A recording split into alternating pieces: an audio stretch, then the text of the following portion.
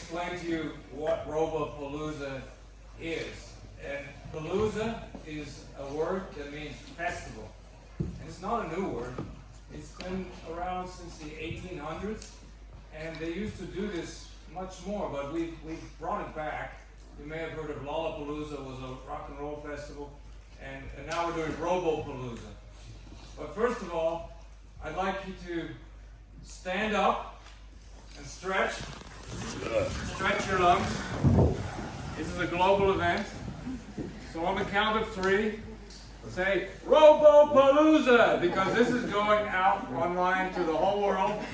And if you make it sound like Robopalooza, it's not going to be good for us. So we have to really sound excited for the whole world on the count of 3. And I'm going to videotape it, video record it. So ready? 1, 2, 3. Robopalooza!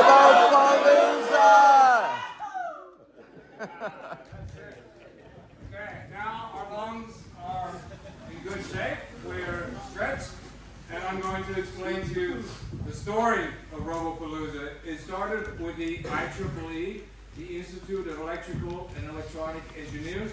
They have something called the IEEE Telepresence Initiative. And what this means is that you can be in one place and feel like you're in another place. I can be in the United States, I can feel like I'm in Perth. I can be in South Africa and feel like I'm in Brazil. So this opens up the world. In fact, we have 13 teams from 8 countries and 6 continents participating in the IEEE Telepresence competition, where if you go outside, you'll see we have a course set up and they're going to drive a robot around, but they're not here. But they're racing, but they're not here. So this is a new world, a new possibilities. So last year we had the first event sponsored by the IEEE, and it was held in the desert, in the Mojave Desert near California. The conference was in Los Angeles, 1 hour drive away from the conference. It's the Wild West, it's the desert, it's very remote, very tough environment. And we like that because it makes us feel like we're on the moon or Mars. It's an extreme environment, we call it an analog testing environment. So we went to the desert, it was all good, we set up a tent, everything was fine until the winds came up and blew the tent away. So this building's not going to blow away, that's a good thing. But you can see we had trailers, we brought everything in, all the infrastructure, and it was quite tough to operate in that environment, but we did it. And we have the Helilani. Helilani means Heavenly Travels in Hawaiian. The University of Hawaii Pisces organization brought over their rover from Hawaii to California, and this was the racing robot. All the teams use the same robot because then it's fair. It's only the skills of the drivers that determine the outcome of the competition. This was the course. We had an area of land clear, and we had traffic cones set up with a slalom course. The first team, the fastest team to go around the slalom course wins. And in the middle, they also have to capture a flag. See that hill on the right with the flag? You have to capture the flag and bring it home. We also had 8 exhibitors from Southern California. One company came from Germany. And we had the exhibition, but you'll notice the tent blew away. So we were just doing what we could in this extreme environment. So that's why we're so happy to be here, because we know the roof is not going to blow away. And then we also have National Public Radio. This, if you're from the United States, this is the biggest radio station in the United States. They cover all the states and highly respected. And they gave us a special program dedicated just to the Robopalooza event. So that was nice. That was a good start. I have a funny story. This robot here, it was a little humanoid robot, but it's wearing Crocs. So everybody thought it was so great that we have a robot wearing Crocs. And it made more news than anything else was a robot with Crocs, which tells you there's a human element. It's not just the robots, it's the people, right? So it's the robots and the people, and that's why we have Robopalooza, because we're people, we're human, and the arts, the robots do the work, but the arts make us human. So that's why we embrace STEAM, and we're happy to have WAPA here, the performing arts group from ECU. And so this is great.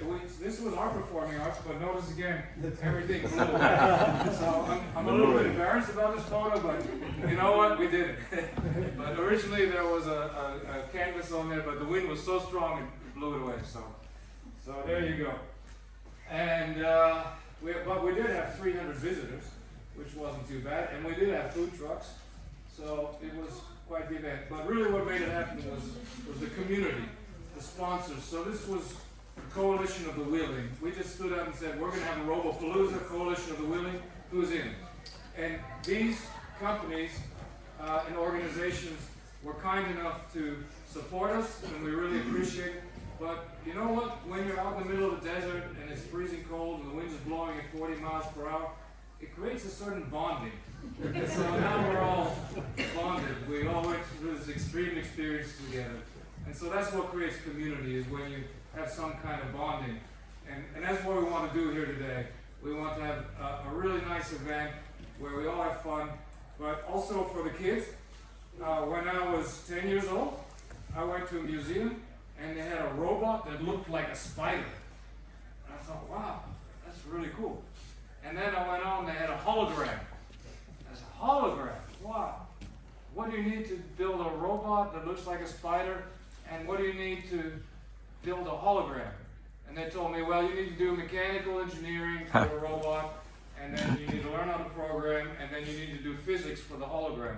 So go do that, and then you can be part of this club that builds robots and holograms.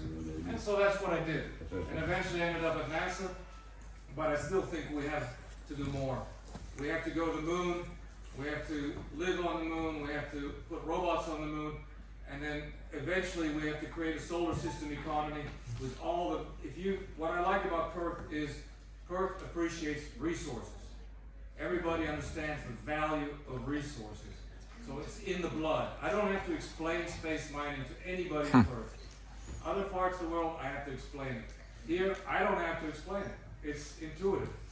So we're going to space because there's billions of times more resources in space than here, but the environment in space is very dangerous, full of radiation, so only robots can do that. And so we send the robots into space, they do the mining, and we'll sit here and play our guitars on Earth and have a good time.